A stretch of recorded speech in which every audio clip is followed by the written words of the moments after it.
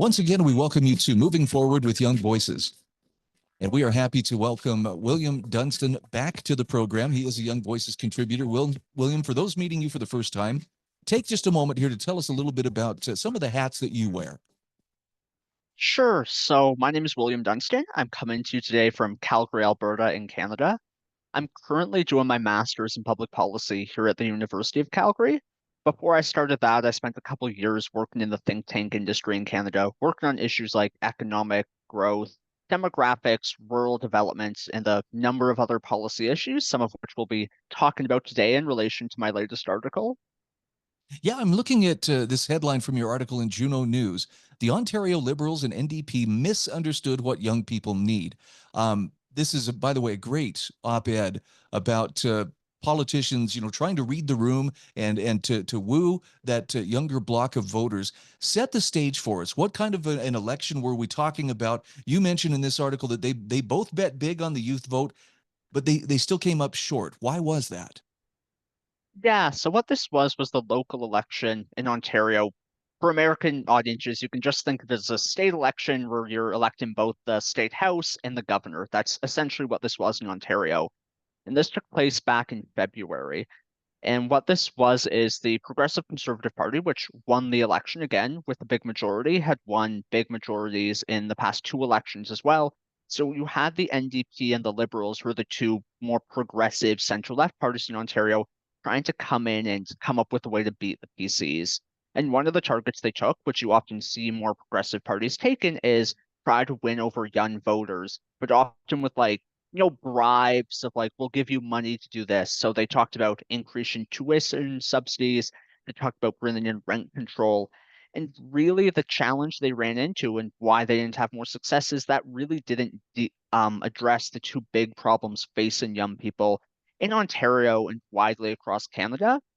Right now in Canada, and it's especially severe in Ontario, there's two really big problems for facing young people. One is just a lack of housing. We have done a very poor job of getting housing built here in Canada and in Ontario to match a rising population. And the second is just a decade of essentially no economic growth and very poor productivity growth that's left people with wages not going up. And those are really the two problems facing young people. And young people are really recognizing that what they want from politicians are real solutions to those two problems. So it sounds like the younger voting bloc was able to discern pretty clearly between short-term promises versus long-term solutions in this case. Yeah, I'd say that's definitely been the case. And it's interesting because you may have seen we're currently in the middle of a federal election right now. And it's unusual in that normally in Canada, and I think it's the same in the States and most other countries, but typically younger people lean left and older people lean right. Over the past few years in Canada, it's essentially reversed. You have younger people more likely to vote conservative than liberal or NDP right now.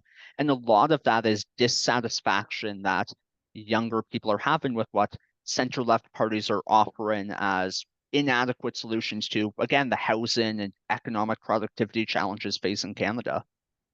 Talk to me about taxes. It seems like when I talk with our Young Voices contributors from Canada, the tax rate always seems to be kind of a background concern, if not a foreground concern, as far as some of the challenges that they're facing. Did either of those parties offer, tax relief, or for that matter, did any of the parties offer tax relief as part of their strategy to win voters?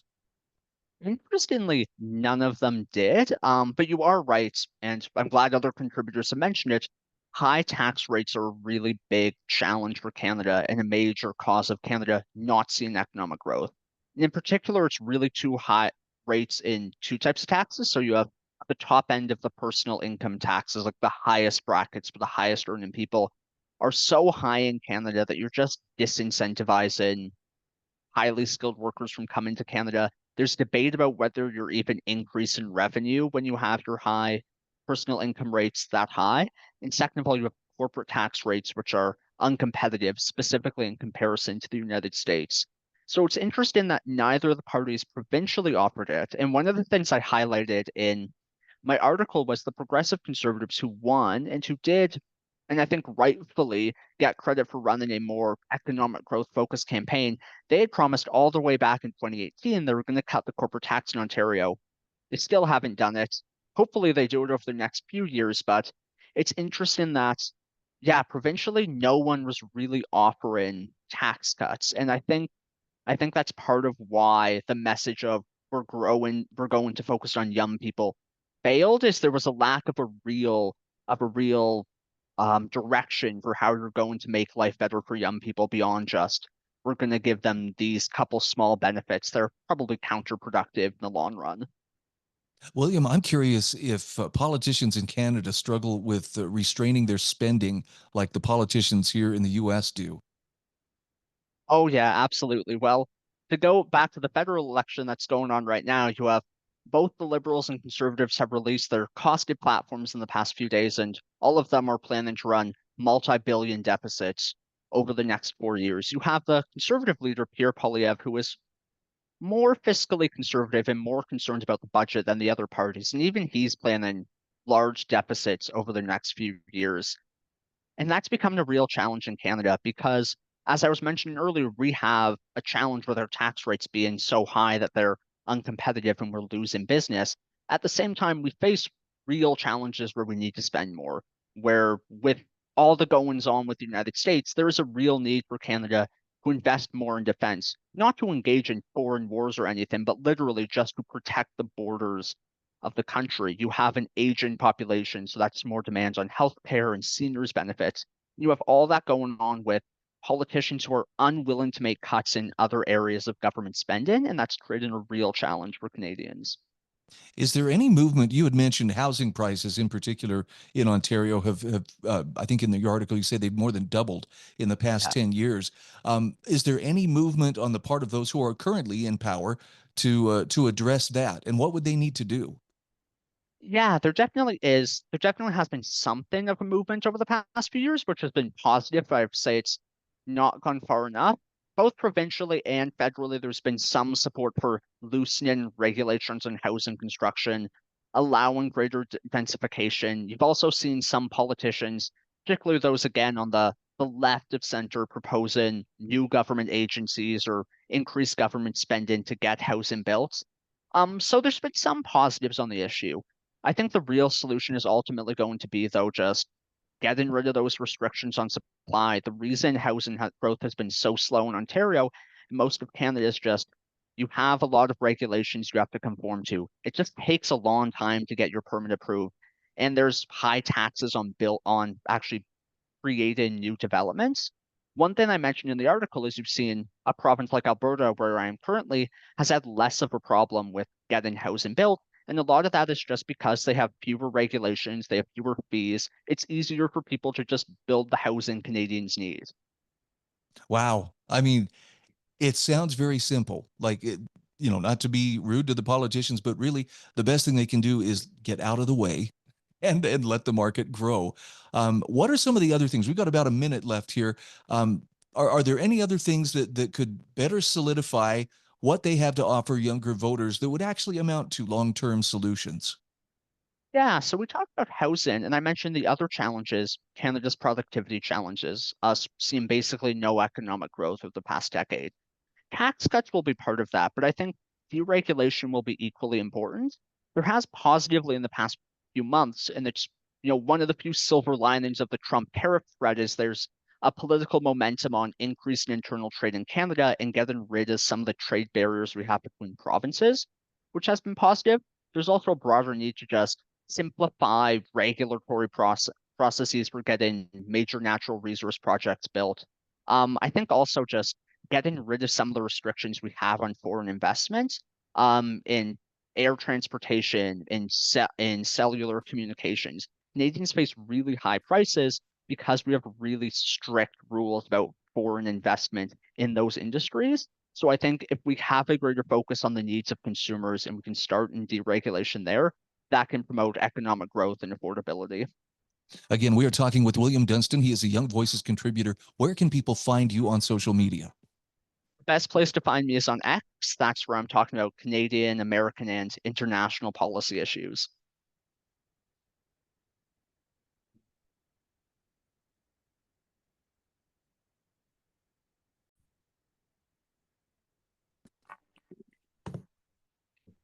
Welcome back to Moving Forward with Young Voices.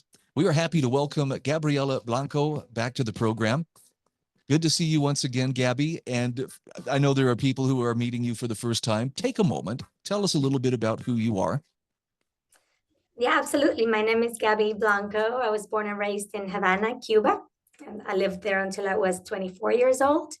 I'm currently living in Austin, Texas with my family, my husband, my daughter, and I'm a part of the Dissident Project, which is an organization that puts people like me in touch with student audiences so we can tell them about what it was like to grow up in a totalitarian regime and just about the dangers of the socialist policies that ruined our countries. And hopefully we can prevent those from happening over here. So I'm looking at an article that you wrote about Cuba and the Vatican dealing in the face of U.S. elections. And I know that, just within the last couple of days, the Pope has passed away. And so there may be some changes, in, who will be in charge in the Vatican. But talk to me a little bit about how the Vatican has worked with Cuba or dealt with Cuba over the years. I'll admit, this is an aspect of international relations with Cuba that I really had overlooked. What's been the nature of their relationship? Well, it's been a very complicated one. Cuba's relationship with a faith or religion in general has been very difficult since the 59 from the revolution. Cuba was declared an atheist state because religion is the opposite of the Marxist doctrine that Fidel Castro followed. So religion was forbidden. All Catholic schools were shut down, and Castro was actually excommunicated by the Vatican in '62 for his crimes and association with the communist ideology. So from that, almost 60 years back, Cubans really had to go underground with their faith and started practicing weddings and funerals and things of that nature in hiding, because you were not allowed to be associated with any religious institution.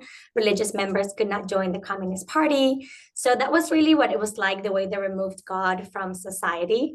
Now, as the years followed, Fidel Castro did realize that religion can actually be a very powerful tool and that you can use to your advantage. So he started changing his speech about it, especially after the Soviet Union collapsed. So by the late 80s, early 90s, Fidel Castro and then Chavez later on, later in Venezuela, and all these prominent leftist figures, they started trying to appeal to the people that were still religious and that were still holding on to their faith. So after some of those efforts, we had the first visit from a pope in 1998. It was John Paul II. He was really a well-loved pope. He visited Cuba. He was in his elderly years at the time. And Cubans really saw no real change after that, apart from the fact that Christmas was allowed again to be celebrated after being banned for over 30 years. So nothing else really happened. It was still a good change. It just wasn't enough. We had another visit from Pope Benedict in 2012, and then another one in 2015, Pope Francis. So with each of these visits, and the Vatican has also been a mediator in some of the efforts that Cuba has made to normalize relations, economic relations with the US, because they're trying to get the money that they need to continue funding their dictatorship. So Pope Francis, the last Pope, he really had the most relaxed posture when it came to the Cuban dictatorship and the way he engaged with them. So after he was actually a mediator during the Obama administration for the US to relax the embargo measures when it came to Cuba, and that pipeline was open again for all of that money to come into Cuba. What ended up happening was no real change happened for the Cuban people. So the dictatorship got stronger. They pocketed all the extra money. Repression got worse. So political prisoners actually almost double in the following few years after that happened. And then the supposed cultural exchange was completely one-sided. So Cubans have really been asking the Vatican and asking the Pope for a long time to just reconsider the role of mediator that they've been playing for the past 30 or so years, because it's not really normalizing relations between the countries. Cubans are not seeing any real change, and it's just really everything getting more difficult and worse. The point of this particular article, it came about because a little over a few months back, so in November, in the last week of President Biden's presidency, he removed Cuba from the terrorism sponsors list that Cuba had been included in since the 80s for its participation in, financing illegal groups and guerrillas all over Latin America, destabilizing democracies, and for harboring notorious American fugitives, including killers and arsonists. And so Biden removed Cuba from this list, and the Vatican, the Pope, was actually the mediator for this to happen. And he also negotiated on behalf of Cuba the relaxing of embargo measures for companies like Gaesa, which control the Cuban economy and are completely state-owned, like pretty much everything is. So that was supposed to be an exchange for over 500 political prisoners. We had at this time over 1,200 political prisoners, and we still have new ones every day. And this would have been an exchange for less than half of that. What ended up happening is when President Trump came to presidency, he put Cuba right back on the list where they belong as sponsors of terrorism, and the releases of political prisoners immediately stopped. So the point of the article was really to just call on the Vatican once again and show them that you really, unfortunately, cannot negotiate with the terrorist government of Cuba today, and if they are allowing their name to be used as mediators, then at the very least, it should follow up on that. And once the release of the prisoners stopped, then at least they should have a say in that, right? So that's the hope that I keep when it comes to the Vatican and the Catholic Church. And I feel just a little bit ashamed because we've for years, my family and friends, we joked around about, boy, you can tell somebody's really serious about tyranny. Well, take away Christmas, thinking, it's just, that's a joking thing. What are they going to do? Take Christmas away?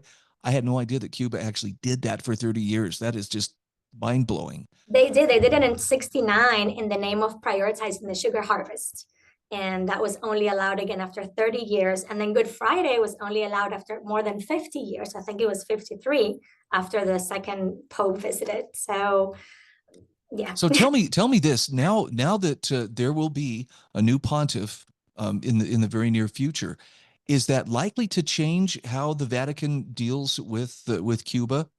I am hoping so. I'm hoping so because I see the international pressure, not just when it comes to Cuba, but in general, unfortunately. And I think if the last 24 or so hours have shown something after the passing of Pope Francis, has been the amount of support that he has received from totalitarian regimes like mine, not just from the top government officials and presidents, but also from like your regular average, communism supporter, socialism supporter, like all of the enemies of the free world have all gone on social media and are mourning the loss of Pope Francis and are calling him an ally and even a comrade, I saw a few times. So it does go to show that whether he meant to do that or not, it does matter what you align yourself with as the Pope, and your support of aligning yourself morally with governments that are so totalitarian and they're so repressive and hostile towards the Catholic faith specifically. It has had a real impact. We only have about 30 seconds here, Gabriela, but I have to ask, has the Catholic faith still maintained itself in Cuba despite all those years of oppression? Yes, it's still very difficult to be a Catholic or a person of faith in general back home. Cuba is actually the #1 country in Latin America to persecute Christians and the number 22nd in the entire world. So the fact that now a national mourning has been declared over the passing of Pope Francis is just an incredible irony. And it just goes to show that they were using that relationship to whitewash the criminal Cuban regime to stay in power. It's more difficult than ever to be a Catholic in Cuba today. Plenty of priests are imprisoned for speaking out against the government, people of faith or other denominations. So yeah, it still happens. Again, we are speaking with Gabriela Blanco. She is with Young Voices and also a speaker for the Dissident Project. How can people find you on social media? You can find me under Gabby Blanco on X, on Instagram as well. And you can find the Dissident Project by the same name on X, Instagram, Facebook.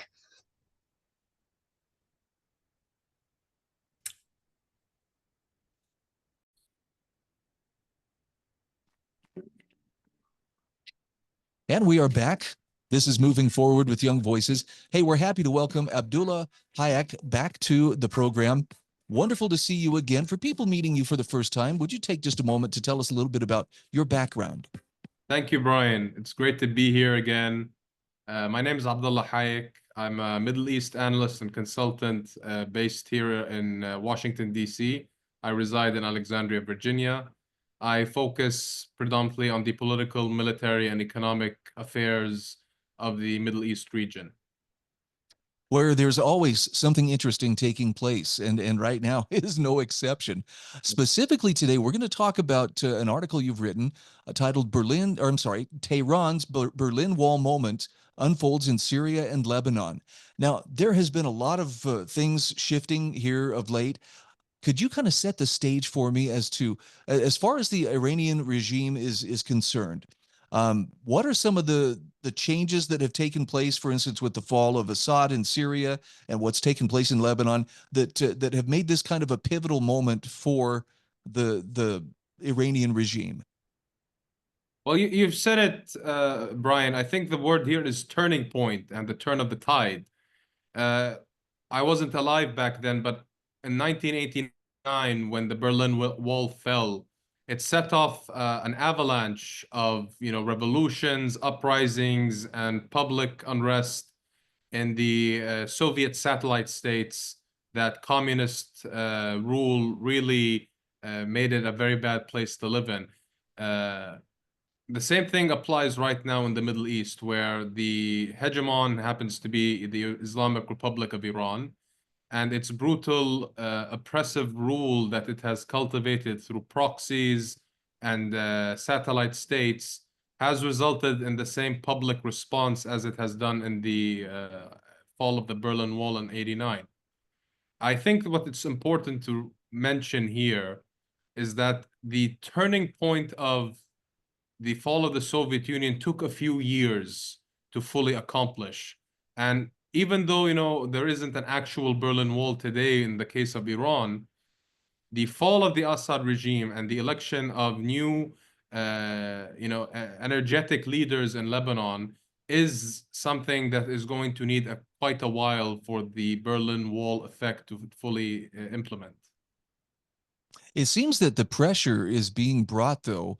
I know that President Trump, for instance, he's talking some very strong language right now about Iran and particularly insisting that they demilitarize, that they abandon, their nuclear ambitions and so forth. Is that likely to is that likely to fall as the Berlin Wall did as well? Will the resistance to that diminish over time, or is this something that they're likely to double down on? Maybe, for instance, if they were trying to obtain a nuclear weapon, would they increase their efforts, knowing that time is limited? I think the Iranians are smart in their grand strategy. Throughout the Trump campaign, one of his main talking points was that Iran should never get a nuclear weapon. And, there's going to be the maximum pressure reinstated, military deterrence, U.S. military deterrence in the region will be strengthened. But as we've seen throughout the past 2 weeks, the negotiations going on between the Iranians and the U.S., whether it was in Oman or in Rome, haven't been about the nuclear program as a whole. Right now, we're seeing that the main focus is no military use of the nuclear program, no nuclear weapon, but a nuclear program for civilian purposes is sort of, tolerated.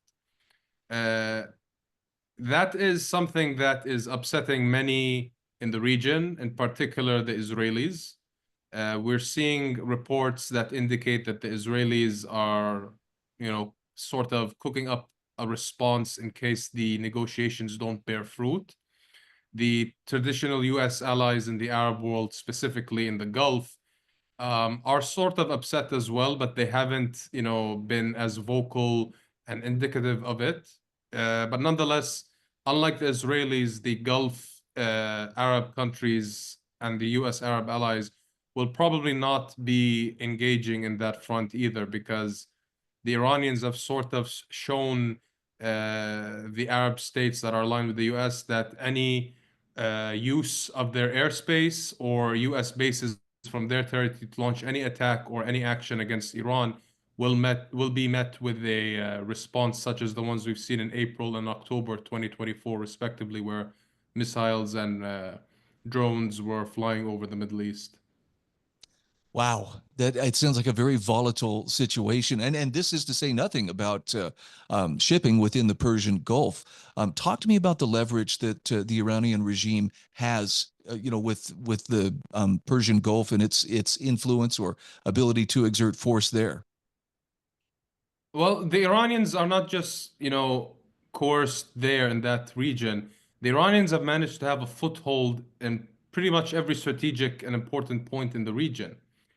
I think a quick background to this, the turning point for Iran was the Iran-Iraq War of 1980 to 1988. It is sort of the never again philosophy for the Iranians. It's sort of their 9/11. Now, even though the war between Saddam's Iraq and Iran ended in a ceasefire, the Iranians took the blow really with over 1 million casualties. And despite the Iraqis later being blockaded and isolated on the world stage, the Iranians worked secretly. They developed a philosophy that Iran can't hold a war such brutal as the one with Iraq. They have to make sure three things. The first is that Iran's wars are fought away from Iran's borders. They are fought by non-Iranians, and the martyrs for the Iranian revolution have to be non-Iranians. And that has bore fruit in Lebanon, during the Lebanese civil war of 75 to 90, they have managed to help establish Hezbollah, Lebanese Hezbollah, which is the predominant non-government force in Lebanon right now. It found an ally in Assad's Syria, but this time it was Bashar's father, Hafez, in which Hafez, who belongs to the Alawite sect of Shia Islam, which resonates deeply with the Iranians. And for a good period of 2 decades, those were Iran's two main pillars of grand strategy in the region. But with the US invasion of Iraq in 2003, they realized that they can find support in that region as well. And with the support that they got from the militias that have been established in Iraq, they've realized that the Gulf can be a major leverage that can be used for maritime shipping, for oil shipping, and they have done so in 2019. But they have went across the Arabian Peninsula in the Red Sea right now with the Houthis, who have disrupted maritime shipping in the Red Sea. So we've got about a minute or so left here, but Abdullah, tell me, is the Trump administration wise in not running headlong into military engagement with Iran, and instead, it seems like they're taking a more deliberate and cautious approach, but still keeping the pressure on, just not going after them militarily. Absolutely. I think it's extremely wise because a war with Iran right now would open a ring of fire throughout the entire Middle East. And we've seen such an example throughout the past year where US personnel in Iraq and Syria faced missile and drone attacks by the Iranian-backed militias in Iraq and Syria. That's just a glimpse of what the Iranians can do to US personnel and assets in the region. I think that if it needs be, a US military response would be merited. But, Trump has taken the wiser decision by just engaging in negotiations and finding a diplomatic solution. And, the Iranians are desperate. They are suffering from sanctions, from isolation. The rial has inflated increasingly, and they're finding it very hard to export their oil. So they need to find something, and it's better and as they've realized throughout the past 4 decades, it's always best for the Iranians to meet at the negotiating table rather than the battleground. Well said. I wish we had more time to discuss this because I have so many questions. We're talking with Abdullah Hayek. He's a contributor to Young Voices and also an independent Middle East analyst and consultant based in Washington, D.C. Where can people follow your work? Thank you, Brian. I can be followed on X at ahayek99. Thank you so much. I look forward to our next conversation. Same here, Brian. Take care.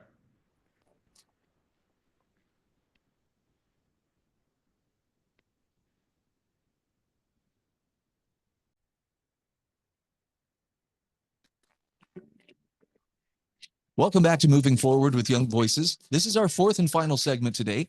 Happy to welcome a new Young Voices contributor to the show. His name is Cruz Garcia, and he's an independent policy consultant based in Southern California, as well as a Young Voices contributor. Cruz, take just a moment here for people meeting you for the first time. Tell us about who you are and what you do. Well, thank you for having me on the show, Brian. My name is Cruz Garcia, as you said. I am an independent policy consultant for different startups here in Los Angeles. So I definitely get to see the corporate side of things, but I also contribute research to different think tanks regarding upward mobility for marginalized communities. I'm looking at a piece that you wrote for Real Clear Politics, and I'm really intrigued as I read this. The headline is, "While Trump deports undocumented immigrants, Latino voters are optimistic." And I know that the conventional wisdom when Trump ran for the first time was, well, you know, he hates Latinos, or he's against the Latino community. But it seems like in this last election, that was actually one of his strongest pillars of support. Talk to me about what is going on in terms of does the Latino community feel threatened by the current deportations, or are they being targeted in such a way that you know it is reason to be cheerful? Yeah, well, I'll preface by saying that Latinos are a heterogeneous racial group comprised of multiple ethnicities and subcultures that differentiate them.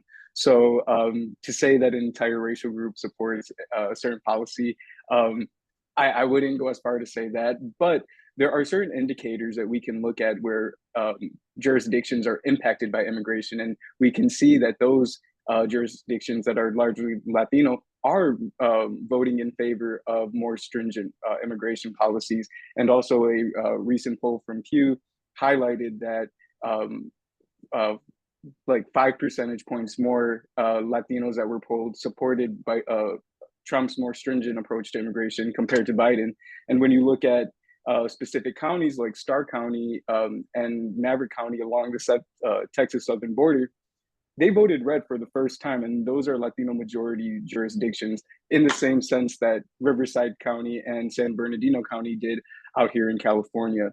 So these shifts are representative of a general racial shift in politics where Latinos are becoming 50-50 when it comes to voting red and blue. Interesting. I mean, you mentioned in your article that there was a time where you would hear words like raids and roundups and purge to characterize Trump's approach, but obviously there are some people who still very much look that way. And even the Supreme Court seems to be taking exception, to at least the deportation of some of the Venezuelan suspected gang members. But talk to me about how did there become a bridge between Latino voters and Trump? At some level, it appears that he did manage to win over a voting bloc that really has made a difference for him. I'm curious, in your opinion, how did he do that? I think it was for the simple fact that we're living in an age where we can detect when politicians are gaslighting. And when you have community members, say, for example, in Chicago, that are going to council meetings that are talking about these waves of immigrants that are taking over high schools and public youth centers, it's hard to ignore, those public cries.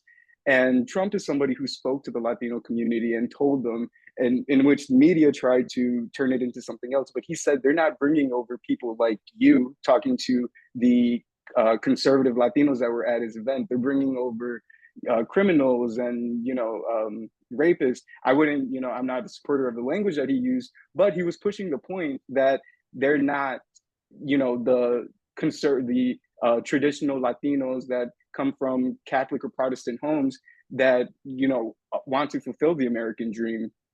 So President Trump being somebody who can distinguish that is, I would say, monumental for the Latino community, because they are voters who are concerned about public safety overall. Very interesting. It's, I know that politics, there's always going to be someone shading the truth and trying to spin things in a certain direction. But it seems like on the issue of immigration, there are some things that are getting harder and harder to deny. And one of the things that has been pretty apparent in the last few years is that, first of all, a remarkable number of people have been allowed to come into the country without documentation, but there's also been an awful lot that have been allowed in that probably wouldn't have passed a closer scrutiny in terms of, criminal history or suspected ill intent. Well, yeah, certainly. When you look at the demographics of the recent waves of immigrants, um, ICE reported that more than 50% are coming from countries outside of Mexico. So that's a demographic of immigrants that the U.S. has never dealt with before. I know that there were a lot of, during the Bush eras, there was a lot of pro-immigrant activists who were libertarian, who were concerned about the economy. And in this sense, it would be much harder to put them on a economic model in regard to high skilled labor and low skilled labor, because a lot of these individuals are coming from rogue countries where the labor that they've developed was from the illicit market. Being undocumented, poses a lot of challenges. And when you come from a country that has a rule of law, there's some understanding of how to navigate a first world country. But when you come from a rogue country where your upbringing is survival, it's much easier to, or much more natural to fall into illicit markets because you're not a documented citizen who can legally participate in the labor market. I know you mentioned the story of Laken Riley in your article. For those who aren't familiar with her story, can you give us just a little bit of background on why her name has been so prominent this last year or so? Yes, well, I mentioned Laken Riley, and I also mentioned Jocelyn Nungare. Laken Riley was a college student, a nursing student who was going on a jog, like a lot of us. I love to go on hikes and jogs, and especially as a student when you just need to take a break from whatever you're studying and focusing on. She was a nursing student, so I can imagine how busy her schedule was.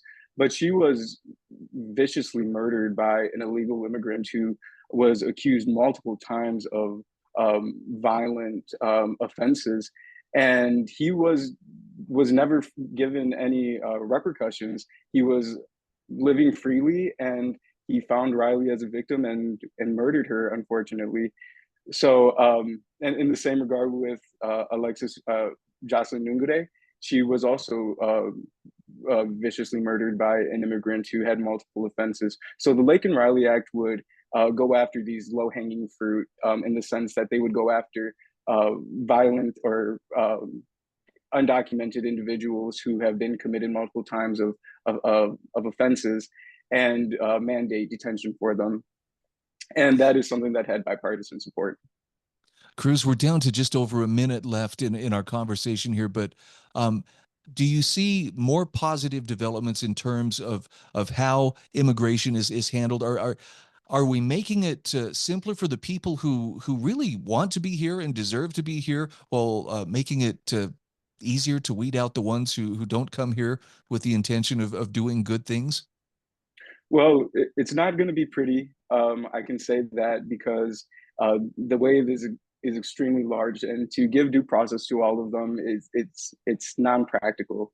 So I think the first step is identifying where the criminal activity is, and that provides overall safety and law and order for Americans, and then going after coming up with a plan that more systematically provides due process for those who haven't been accused of any crimes or offenses. Well, it's good to see this discussion being had.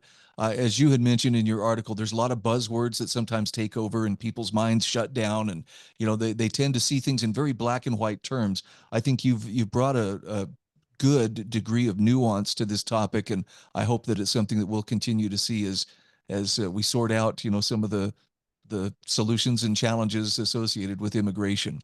Again, we're talking with Cruz Garcia. He is a Young Voices contributor and independent policy consultant based in Southern California. Cruz, where can we find you on social media and follow your work? So my main source of releasing my articles is through my Substack.